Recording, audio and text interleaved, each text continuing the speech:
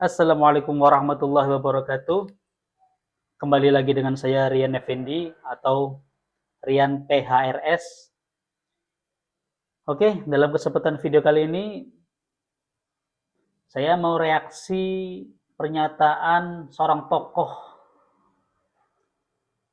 yang cukup besar di Indonesia yang dulu saya itu salah satu penggemarnya atau fansnya. Dari mulai saya kecil sampai saya punya anak kecil, itu saya suka dengan karya-karya beliau. Bahkan dulu ketika saya kecil itu banyak teman-teman yang dalam tanda kutip ya, mengejek karena saya berbeda dengan anak-anak yang lain. Anak-anak yang lain suka lagu yang seperti anak-anak yang pada umumnya. Namun saya dari kecil sudah suka lagu Rhoma Irama. Namun akhir-akhir ini rasa suka, rasa apa ya, bisa dikatakan semuanya luntur. Yang dari kecil saya hormat terhadap beliau, saya suka terhadap beliau, saya kagum terhadap beliau. Namun atas perilaku beliau akhir-akhir ini, semuanya itu luntur tanpa tersisa sedikit pun.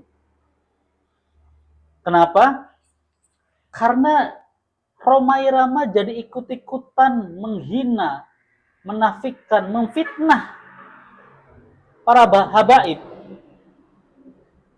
para ba'alawi. Dia ikut memfitnah bahwasanya habaib itu bukan dzurriyyah Rasul. Dia ikut-ikutan bersuara. Ini kan saya rasa yang merasakan sakit hati, merasakan kecewa, yang tadinya pecinta beliau banyak sekarang yang keluar dari beliau, termasuk saya contohnya. Jadi saya ingin meluapkan kekecewaan saya karena seberapapun cinta saya terhadap beliau itu tidak akan pernah mengalahkan cinta saya terhadap Rasulullah Shallallahu Alaihi Wasallam. Dengan mencintai keturunannya, itu adalah salah satu bentuk kecintaan saya terhadap Rasulullah Shallallahu Alaihi Wasallam. Jadi saya sangat kecewa. Yang tadi penggemar beliau, sekali lagi saya sangat kecewa karena beliau ikut-ikutan memfitnah para habaib, yang mana seluruh ulama di dunia mengakui nasab para habaib itu menyambung kepada Rasulullah Sallallahu Alaihi Wasallam. Bagaimana videonya? Kita lihat salah satu video Rhoma Irama yang memfitnah para habaib. Ketika tes DNA, mereka menolak, bahkan menghukumkan tes DNA ini haram. Ini kan lebih nambah lagi kecurigaan umat bahwa dia tidak mau tes DNA karena takut ketahuan aslinya. Sementara secara internasional telah terdeteksi bahwa Ba'alawi ini dari beberapa pemeriksaan dari kalangan mereka yang dari Yaman dan dari sini, beberapa orang telah terkonfirmasi haplogrupnya adalah G. Sementara keturunan Nabi adalah haplogrupnya adalah J1. Ini diskursus yang internasional loh, bukan diskursus nasional gitu. Ini sudah menjadi bahasan dunia dan sudah terkonfirmasi bahwa haplogrup yang namanya Ba'alawi ya, itu G. Dan haplogrup daripada Wali Songo itu J1. Itu sudah terkonfirmasi. Bagaimana? Sudah kita lihat videonya? Bagaimana Rhoma Irama itu menafikan nasab para habaib dengan salah satunya tes DNA. Padahal kalau dia memang cerdas, tes DNA itu tidak bisa membuktikan nasab sampai Rasulullah. Kenapa? Karena secara ilmu, secara sains, DNA itu hanya bisa menjangkau 3 tingkatan di atasnya atau maksimal 6 tingkatan di atasnya. Sehingga ketika sekarang para habaib misalnya disuruh tes DNA, itu tidak mungkin bisa karena tingkatan beliau ke Rasulullah, mereka ke Rasulullah, itu sudah sangat jauh. 36, 37, 38 tingkatan. Bagaimana mungkin tes DNA bisa digunakan untuk membuktikan para habaib itu putra Rasulullah? Ini kan kebodohan yang luar biasa.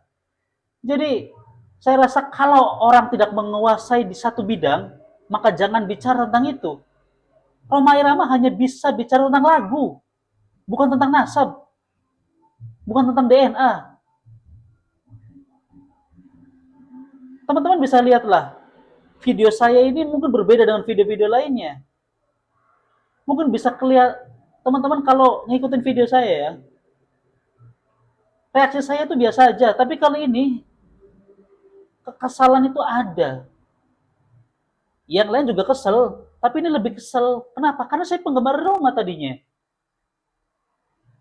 Coba di video saya yang mengupload tentang obrolan Kori dan kawan-kawannya, mereka juga mengakui bahwa tes DNA itu tidak bisa dijadikan bukti atau dijadikan alat untuk memutuskan nasab habaib ke Rasulullah, karena memang dia hanya 3 atau 6 tingkatan di atasnya bisa terjangkau. Sedangkan Rasulullah itu udah 36, 37, 38 tingkatan di habaib. Jadi habaib yang sekarang, yang hidup sekarang itu udah keturunan 36, 37, 38. Jadi tidak bisa itu digunakan. Jadi sangat bodoh kalau ada orang yang mengatakan DNA itu untuk membuktikan. Makanya habaib nggak mau. Habaib nggak mau. Orang itu bodoh kok. Lagi pula ya, menurut si Kori, lagi-lagi menurut si Kori, yang bisa dipanggil Tengku Kori, itu barisan Madudin. Menurut si Kori itu, tes DNA yang jadi patokan, itu diambil dari Raja Yordan, bukan dari Rasulullah.